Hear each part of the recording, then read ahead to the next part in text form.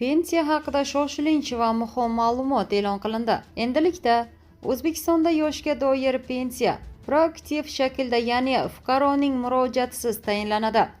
Ushbu qoida aks etgan qonun O'zbekiston Respublikasi Qonuni 1066 bilan ayrim qonun hujjatlariga o'zgartirish va qo'shimchalar kiritildi.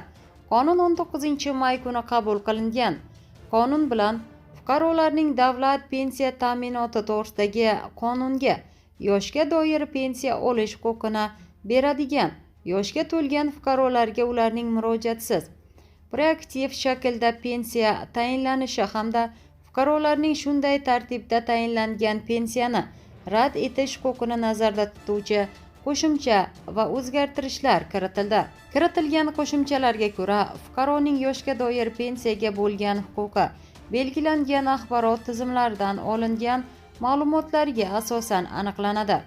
Agar fuqaro uning murojaatisiz proaktiv shaklda tayinlangan pensiya miqdoridan norozi bo'lsa yoki mehnat faoliyatini davom ettirish va keyinchalik yoshga doir pensiyaga chiqish istagini bildirsa, u tayinlanayotgan yoshga doir pensiyani rad etish huquqiga ega.